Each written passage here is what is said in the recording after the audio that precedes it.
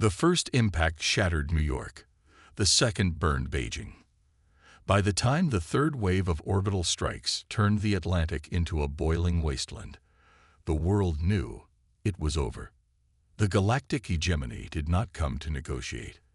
They did not come to rule. They came to exterminate. Their fleets, vast and merciless, blackened the sky. Their weapons, energy lances so powerful they melted mountains, carved deep scars into the surface of the once proud homeworld of mankind. Billions died screaming. Admiral Elias Thorne stood aboard the UNSC Everest, the last surviving Terran battleship, watching Earth burn from high orbit. His hands trembled, not with fear, but with fury. The hegemony's broadcast filled every comm channel, its cold, condescending voice echoing through every surviving system. Let this be a lesson to all who would resist the natural order. The creatures of Sol were a mistake, an aberration. They are no more. The hegemony endures. The galaxy remains pure. Thorne clenched his jaw so tightly his teeth ached. The galaxy remains pure. They had the audacity to speak of purity while turning Earth into a charred husk. Rage smoldered in his chest, but he forced himself to focus. They had one chance to escape.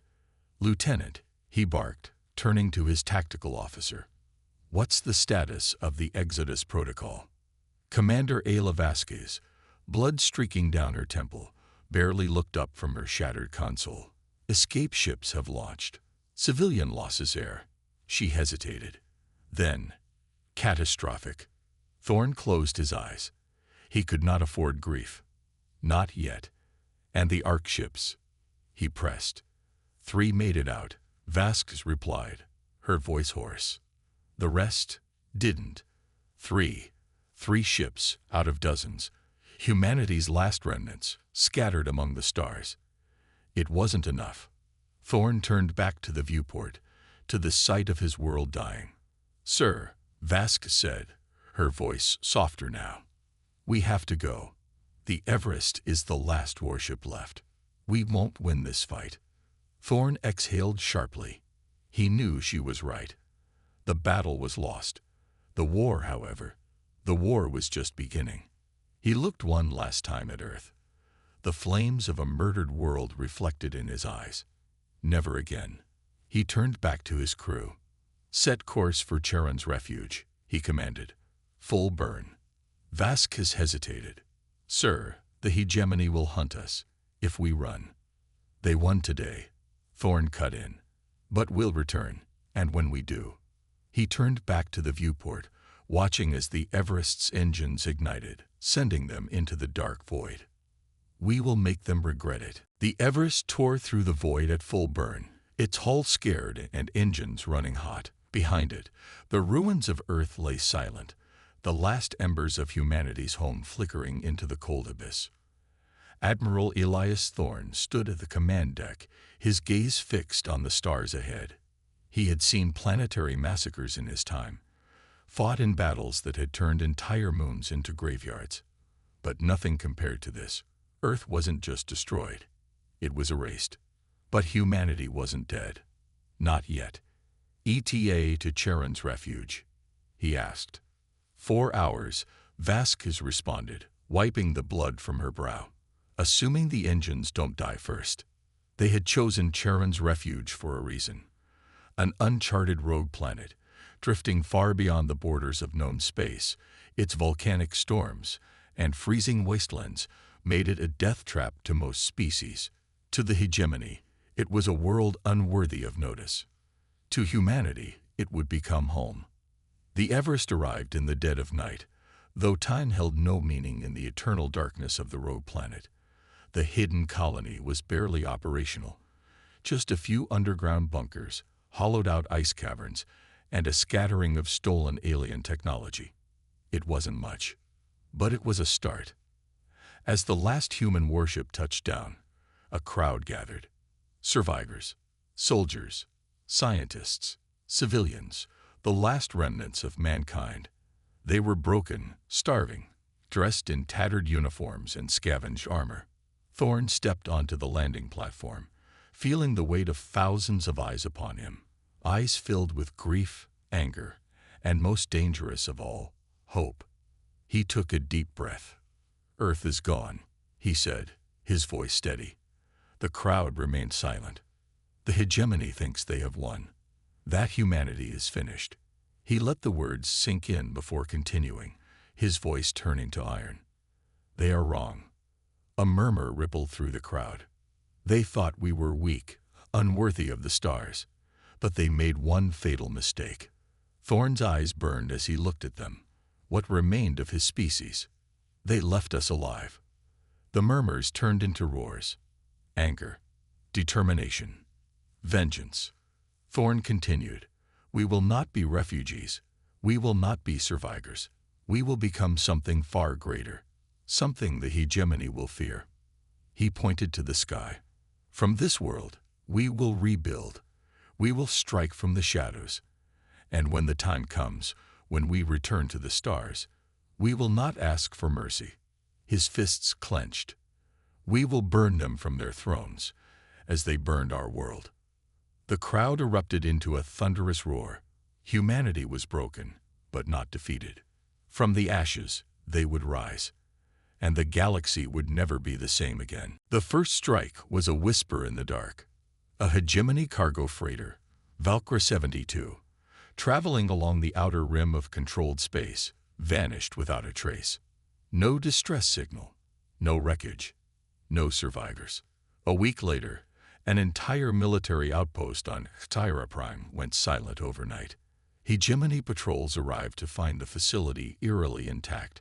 No sign of battle, no explosions, only empty halls and bloodstains smeared across the walls. And then the messages started appearing. "From the ashes, we rise." At first, the hegemony dismissed it as pirate activity, an unfortunate coincidence. Then the assassinations began. The governor of Dreskafor was found in his palace, his throat slit, his guards dead where they stood. A high-ranking admiral's flagship detonated inside hegemony space, its hull punctured by an unknown projectile. The security archives of the hegemony's central data vaults were erased overnight, their war plans now missing. Panic spread. Humanity was supposed to be dead. And yet something was moving in the void, something that struck with inhuman precision and vanished before alarms could even sound. The hegemony's greatest fleets scoured the outer rim, searching for the source of these attacks. But they found nothing. For humanity had become shadows. ### Charon's Refuge. The War Room. Admiral Elias Thorne stood before a holographic map of the hegemony's trade routes, his eyes scanning the latest reports. Around him, the Phoenix Dominion's best minds. Scientists, tacticians, cybernetic warfare experts studied the battlefield with cold efficiency. "We are no longer fighting a war of survival," Thorne declared. "We are waging a war of terror." Across the table, Ayla Vasquez smirked. "It's working. The hegemony is tearing itself apart looking for us. We've made them afraid." They had studied the hegemony for years, dissecting its weaknesses, understanding its paranoia. Unlike the brute force tactics of the past, this was a war fought in darkness, one where every strike sent ripples of chaos through their enemy's fragile empire. Key strategies of the Ghost War. Sabotage operations. Dominion operatives infiltrate supply lines, poisoning food reserves and crashing trade networks. Entire fleets are left starving and defenseless. Cyber warfare. Stolen alien tech allows Dominion hackers to rewrite security protocols, turning enemy defenses against their own forces. Psychological warfare. Distorted transmissions flood the hegemony's networks, voices whispering of Earth's revenge, of a power rising from the void. It wasn't about conquest. Not yet. It was about breaking the enemy before they even knew they had lost. Thorne turned to his officers. "The next phase begins now." His voice was a promise, a declaration of the storm that was coming. Let them fear the ghosts of Earth. The fall of Perseus 9 sent a shockwave through the galaxy. For centuries, the hegemony had crushed entire civilizations beneath its heel. It had erased histories, rewritten the stars, and never faced retribution. Until now. Until the Dominion. Across Perseus 9, the air was thick with smoke and the stench of burning oppressors. The once mighty hegemony overlords lay in heaps, their broken bodies scattered across the streets they had once patrolled with arrogance. The great spires of their command centers crumbled as detonations echoed through the industrial wasteland. And above, in the swirling blackness of space, the Shadow Fleet held its ground, scanning for incoming reinforcements. The enemy would come, but they would come too late. The liberation of the damned. Admiral Elias Thorne stood at the heart of a once imperial courtyard, now a graveyard of dead slavers. His crimson-marked armor gleamed under the firelit sky, his eyes scanning the survivors. Thousands of humans, scared, starving, but alive, stood before him. Some were still in their slave rags, others clutched weapons scavenged from fallen guards. All of them had once been forgotten. No longer. Thorne's voice carried over the silence. "You are free." A murmur. Disbelief. He stepped forward, boots crunching over shattered alien bones. Not just from the chains, not just from this planet. You are free from the fear that kept you kneeling. The murmurs turned to whispers. You were meant to die here, buried beneath their empire. Instead, you stand here, alive, because the Dominion has risen. The whispers turned to roars. Thorne's voice thundered across the ruins. But we did not come to simply free you. We came to give you something greater. Vengeance. The crowd erupted. Some fell to their knees, sobbing. Others raised their fists, screaming. But the most dangerous ones, the ones whose rage had long since turned to cold purpose, merely nodded. They understood. Perseus 9 was not just a victory. It was a message. The hegemony's reckoning had begun. The message to the stars. Across the hegemony's vast territories, the transmission spread like wildfire. The usual broadcasts of dominance, of their supposed purity, were interrupted by a new voice. A human voice. The old rulers are dead. Their thrones are ash. The worlds they have stolen will be returned in fire and blood. The phoenix has risen. Across 100 systems, slaves looked up in shock. Resistance groups clutched their weapons with renewed hope. Governors paled. Hegemony warlords screamed orders into their comms. And deep within the core worlds, the High Council of the Hegemony convened in frantic desperation. Humanity was supposed to be extinct. Instead, they had become a storm. The Hegemony did not ignore the fall of Perseus 9. Within days, the High Council declared total war. Fleets were mobilized. Armies were raised. The hegemony's greatest strategists assembled, speaking in urgent tones of extermination, retribution, and cleansing. And at the heart of their war machine, Grand Marshal Xyros Velkar, a warlord whose very name sent lesser species into submission, took command.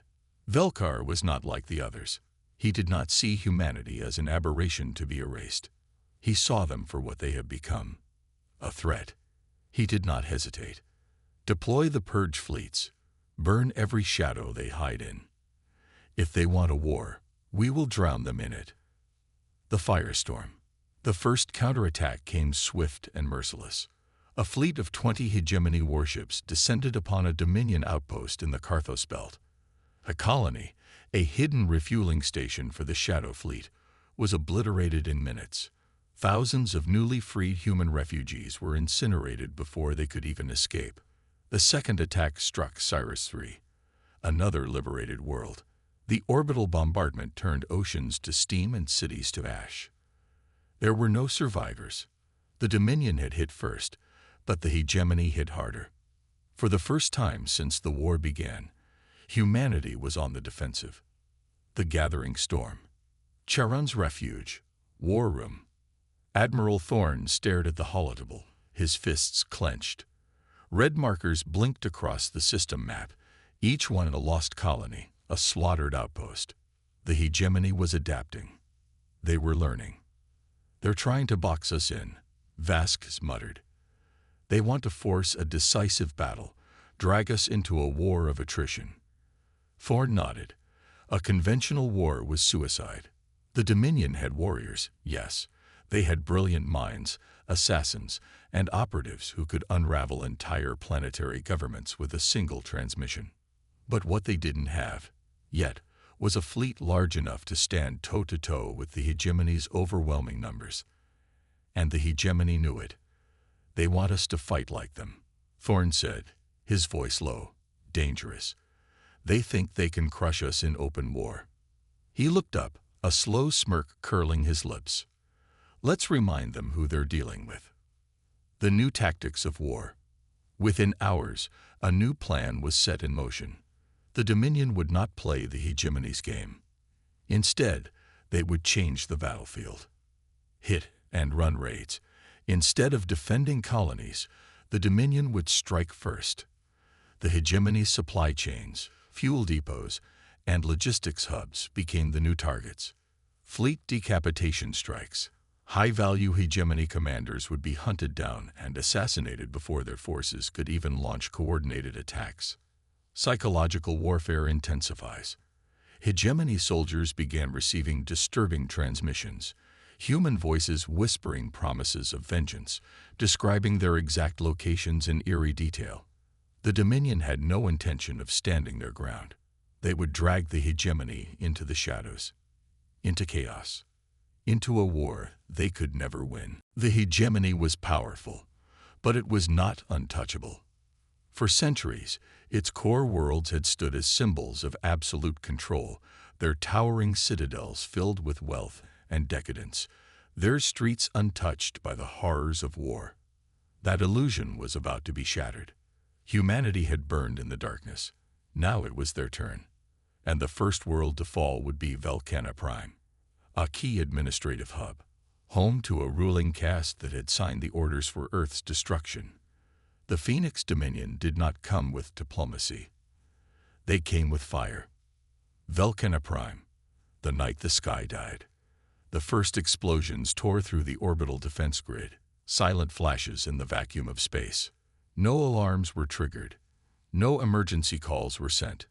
Because by the time the defenders realized what was happening, they were already dead. Dominion saboteurs, infiltrators hidden within hegemony ranks for years, turned the planet's own defenses against itself. Missile batteries reoriented. Planetary shields collapsed. And then the Shadow Fleet descended. Stealth dropships glided through the chaos, depositing black-armored Dominion strike teams into the heart of the capital. By the time the first air raid sirens screamed, it was too late. The Throne Master's reckoning. In the great halls of the Throne Masters, panic erupted. The ruling elites, the same creatures who had ordered Earth's extinction as a mere bureaucratic decision, flowed to their underground bunkers, their private security forces scrambling to establish control. But there would be no escape. One by one, their secret vaults were breached, their bodyguards slaughtered. And then the broadcast began.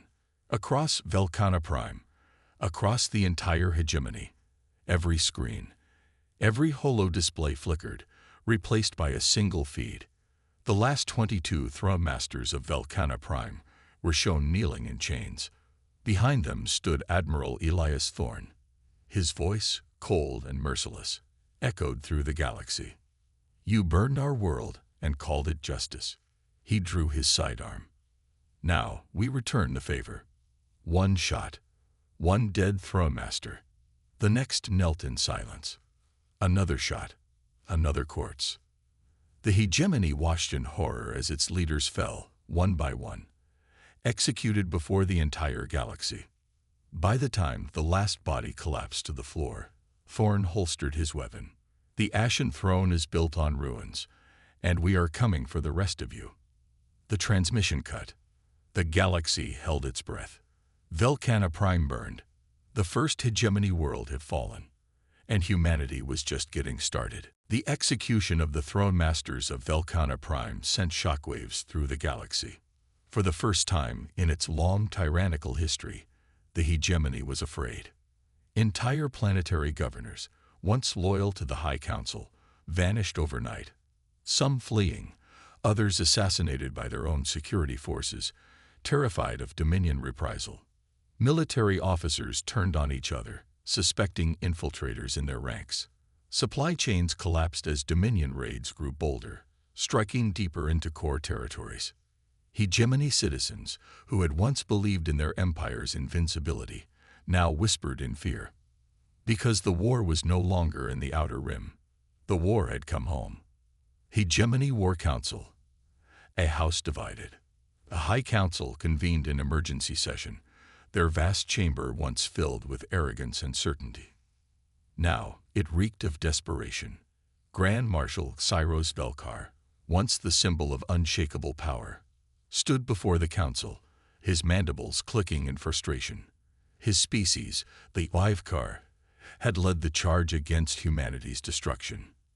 And now, humanity was erasing them from history. Velkar slammed his clawed fist onto the table. We need a decisive counterattack. We must mobilize the Grand Armada and wipe these vermin from the stars. His demand was met with silence. Some of the council members avoided his gaze. Others flicked their eyes toward Chancellor Varish, the political power behind the hegemony's rule. Varish exhaled slowly, his gnarled features heavy with a terrible realization. The Dominion is not fighting to win battles, Grand Marshal. They are fighting to collapse our empire, and it is working. Another counselor, a reptilian Rethari, hissed in frustration. Then we sue for peace. We offer them a truce before they burn more of our worlds. Velkar's body seized with rage. You would bow to them. We do not have a choice. Varish snapped. If we do not end this war on our terms, there will be no empire left to rule. Velkar bared his fangs, his blood boiling. His warriors did not surrender. But for the first time in hegemony history, the idea had been spoken aloud. And it would not be forgotten. The final phase of the war. In the hidden war chambers of the Dominion, Admiral Thorne and his commanders studied the chaos unfolding within hegemony space. Ayla Vasquez smirked. They're eating themselves alive. Thorne nodded, his fingers tracing the holographic map. But they're still dangerous. A dying empire fights the hardest before it collapses. A new strategy was needed, one that would end the war in a single, crushing blow. The target, the hegemony's throne world, Primiva Rex. The Dominion had burned the fringes. They had shattered the outer defenses. Now they would cut off the head. Thorne exhaled slowly, then looked at his gathered officers. Prepare the fleet. We end this. The final battle was coming, and humanity would rule from the ruins of its enemies. The Dominion fleet arrived in silence.